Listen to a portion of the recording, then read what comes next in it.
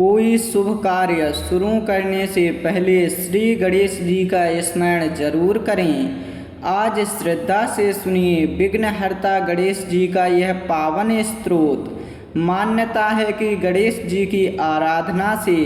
कार्यों में आने वाली बाधाओं को दूर करने की प्रार्थना की जाती है।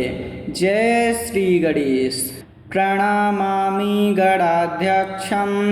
सर्वविघ्न विनाशकं गौरीपुत्रं महादेवं भक्तानां वरदायकं नमामि गजवक्त्रं तं एकदन्तं महाबलं लंबोदरं विशालाक्षं वन्दे सिद्धिविनायकं मूषकवाहनं देवं मोदकप्रियमीश्वरं पाशाङ्कुशधरं शान्तं प्रणमामि गणेश्वरं शिवपुत्रं महातेजं पार्वतीहृदयनन्दनं बुद्धिप्रदं महावीर्यं वन्दे विघ्नविनाशिनं वक्रतुण्डं महाकायं सर्वकार्येषु सिद्धिदं मङ्गलप्रदातारं तं नमामि गणनायकं भक्तप्रियं कृपासिन्धुं करुणामयमव्ययं शरणागतपालं तं वन्दे श्रीगणपं प्रभुं विद्यादातारं व्यग्रं ज्ञानरूपं सनातनं सर्वसिद्धिप्रदातारं प्रणमामि गजाननं सुखशान्तिप्रदं देवं धनधान्यविवर्धनं भक्ताभीष्टप्रदातारं नमामि गणनायकं प्रणमामि गणाध्यक्षं सर्वविघ्नविनाशकं गौरीपुत्रं महादेवं भक्तानां वरदायकं नमामि गजवक्त्रं तं एकदन्तं महाबलं लंबोदरं विशालाक्षं वन्दे सिद्धिविनायकं मूषकवाहनं देवं मोदकप्रियमीश्वरं पाशाङ्कुशधरं शान्तं प्रणमामि गणेश्वरं शिवपुत्रं महातेजं पार्वतीहृदयनन्दनं बुद्धिप्रदं महावीर्यं वन्दे विघ्नविनाशिनं वक्रतुण्डं महाकायं सर्वकार्येषु सिद्धिदं मङ्गलप्रदातारं तं नमामि गणनायकं भक्तप्रियं कृपासिन्धुं करुणामयमव्ययं शरणागतपालं तं वन्दे श्रीगणपं प्रभुं विद्यादातारं व्यग्रं ज्ञानरूपं सनातनं सर्वसिद्धिप्रदातारं प्रणमामि गजाननं सुखशान्तिप्रदं देवं धनधान्यविवर्धनं भक्ताभीष्टप्रदातारं नमामि गणनायकं प्रणमामि गणाध्यक्षं सर्वविघ्नविनाशकं गौरीपुत्रं महादेवं भक्तानां वरदायकं नमामि गजवक्त्रं तं एकदन्तं महाबलं लंबोदरं विशालाक्षं वन्दे सिद्धिविनायकं मूषकवाहनं देवं मोदकप्रियमीश्वरं पाशाङ्कुशधरं शान्तं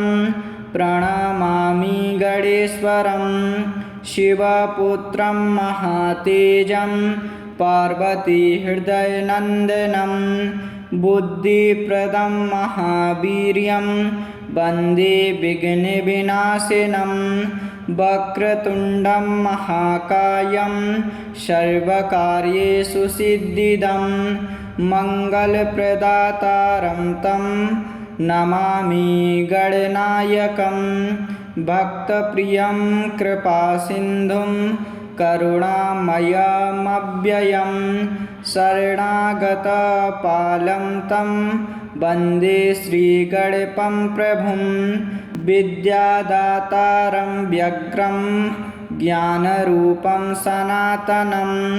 सर्वसिद्धिप्रदातारं प्रणमामि गजाननं सुखशान्तिप्रदं देवं धनधान्यविवर्धनं भक्ताभीष्टप्रदातारं नमामि गणनायकं प्रणमामि गणाध्यक्षं सर्वविघ्नविनाशकं गौरीपुत्रं महादेवं भक्तानां वरदायकं नमामि गजवक्त्रं तम् एकदन्तं महाबलं लम्बोदरं विशालाक्षं वन्दे सिद्धिविनायकं मूषकवाहनं देवं मोदकप्रियमीश्वरं पाशाङ्कुशधरं शान्तं प्रणमामि गणेश्वरं शिवपुत्रं महातेजं पार्वतीहृदयनन्दनं बुद्धिप्रदं महावीर्यं वन्दे विघ्नविनाशिनं वक्रतुण्डं महाकायं सर्वकार्येषु सिद्धिदं मङ्गलप्रदातारं तं नमामि गणनायकं भक्तप्रियं कृपासिन्धुं करुणामयमव्ययं शरणागतपालं तं वन्दे श्रीगणपं प्रभुं विद्यादातारं व्यग्रं ज्ञानरूपं सनातनं सर्वसिद्धिप्रदातारं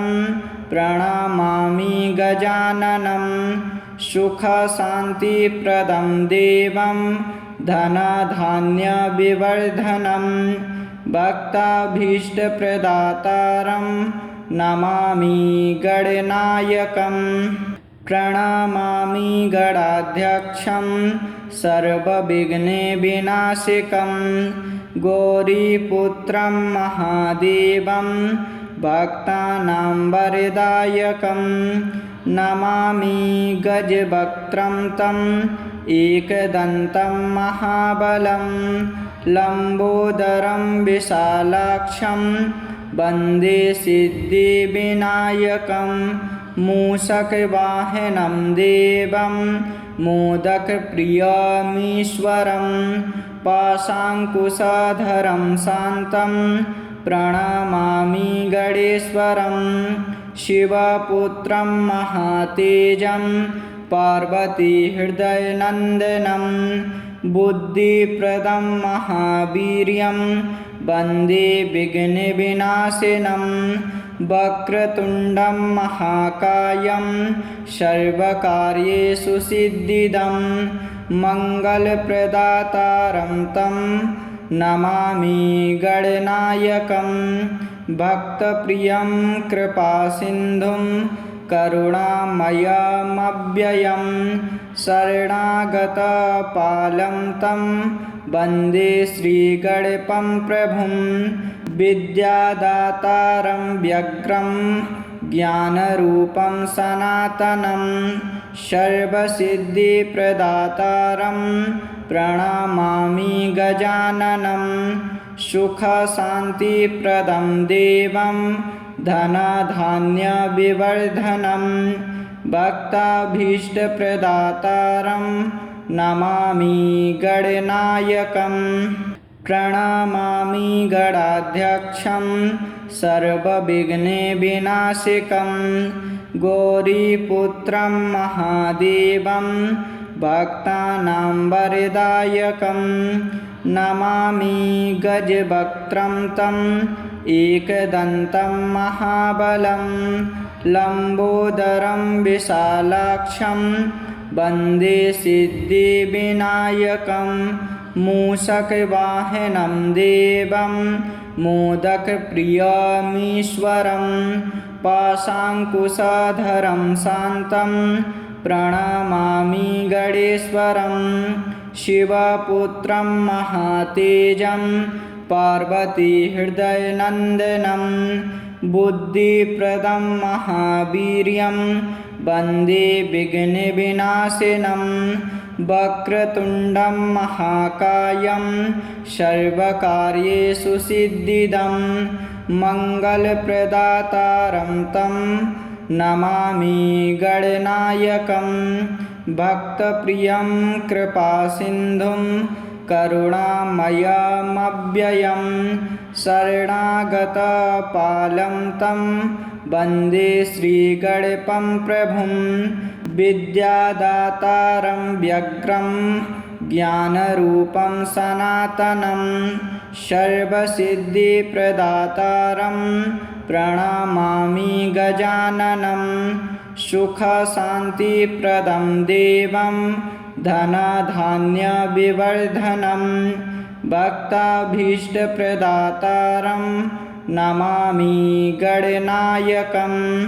प्रणमामि गणाध्यक्षं सर्वविघ्नविनाशकं गौरीपुत्रं महादेवं भक्तानां वरदायकं नमामि गजवक्त्रं तम् एकदन्तं महाबलं लम्बोदरं विशालाक्षं वन्दे सिद्धिविनायकं मूषकवाहनं देवं मोदकप्रियमीश्वरं पाशाङ्कुशधरं शान्तं प्रणमामि गणेश्वरं शिवपुत्रं महातेजं पार्वतीहृदयनन्दनं बुद्धिप्रदं महावीर्यं वन्दे विघ्नविनाशिनं वक्रतुण्डं महाकायं सर्वकार्येषु सिद्धिदं मङ्गलप्रदातारं तं नमामि गणनायकं भक्तप्रियं कृपासिन्धुं करुणामयमव्ययं शरणागतपालं तं वन्दे श्रीगणपं प्रभुं विद्यादातारं व्यग्रं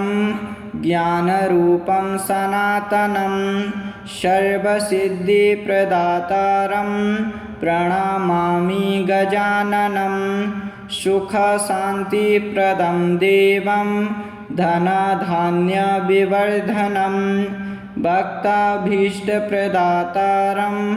नमामि गणनायकं प्रणमामि गणाध्यक्षं सर्वविघ्नविनाशकं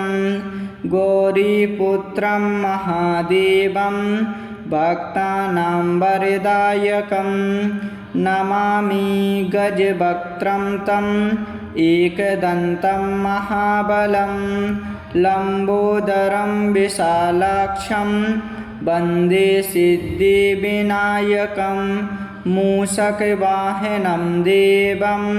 मोदकप्रियमीश्वरं पाशाङ्कुशधरं शान्तं प्रणमामि गणेश्वरं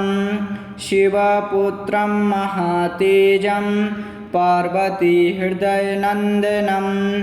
बुद्धिप्रदं महावीर्यं वन्दे विघ्नविनाशिनं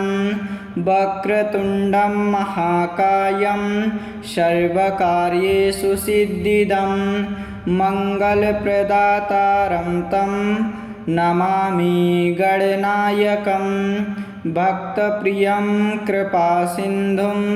करुणामयमव्ययं शरणागतपालं तं वन्दे श्रीगणपं प्रभुं विद्यादातारं व्यग्रं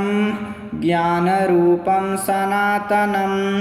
सर्वसिद्धिप्रदातारं प्रणमामि गजाननं सुखशान्तिप्रदं देवं धनधान्यविवर्धनं भक्ताभीष्टप्रदातारं नमामि गणनायकं प्रणमामि गणाध्यक्षं सर्वविघ्नविनाशकं गौरीपुत्रं महादेवं भक्तानां वरदायकं नमामि गजवक्त्रं तम् एकदन्तं महाबलं लम्बोदरं विशालाक्षं वन्दे सिद्धिविनायकं मूषकवाहनं देवं मोदकप्रियमीश्वरं पाशाङ्कुशधरं शान्तं प्रणमामि गणेश्वरं शिवपुत्रं महातेजं पार्वतीहृदयनन्दनं बुद्धिप्रदं महावीर्यं वन्दे विघ्नविनाशिनं वक्रतुण्डं महाकायं सर्वकार्येषु सिद्धिदं मङ्गलप्रदातारं तं नमामि गणनायकं भक्तप्रियं कृपासिन्धुं करुणामयमव्ययं शरणागतपालं तं वन्दे श्रीगणपं प्रभुं विद्यादातारं व्यग्रं ज्ञानरूपं सनातनं सर्वसिद्धिप्रदातारं प्रणमामि गजाननं सुखशान्तिप्रदं देवं धनधान्यविवर्धनं भक्ताभीष्टप्रदातारं नमामि गणनायकं प्रणमामि गणाध्यक्षं सर्वविघ्नविनाशकं गौरीपुत्रं महादेवं भक्तानां वरदायकं नमामि गजवक्त्रं तम् एकदन्तं महाबलं लम्बोदरं विशालाक्षं वन्दे सिद्धिविनायकं मूषकवाहनं देवं मोदकप्रियमीश्वरं पाशाङ्कुशधरं शान्तं प्रणमामि गणेश्वरं शिवपुत्रं महातेजं पार्वतीहृदयनन्दनं बुद्धिप्रदं महावीर्यं वन्दे विघ्नविनाशिनं वक्रतुण्डं महाकायं सर्वकार्येषु सिद्धिदं मङ्गलप्रदातारं तं नमामि गणनायकं भक्तप्रियं कृपासिन्धुं करुणामयमव्ययं शरणागतपालं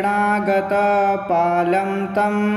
वन्दे श्रीगणपं प्रभुं विद्यादातारं व्यग्रं ज्ञानरूपं सनातनं सर्वसिद्धिप्रदातारं प्रणमामि गजाननं सुखशान्तिप्रदं देवं धनधान्यविवर्धनं भक्ताभीष्टप्रदातारं नमामि गणनायकं प्रणमामि गणाध्यक्षं सर्वविघ्नविनाशकं गौरीपुत्रं महादेवं भक्तानां वरदायकं नमामि गजवक्त्रं तम् एकदन्तं महाबलं लम्बोदरं विशालाक्षं वन्दे सिद्धिविनायकं मूषकवाहनं देवं मोदकप्रियमीश्वरं पाशाङ्कुशधरं शान्तं प्रणमामि गणेश्वरं शिवपुत्रं महातेजं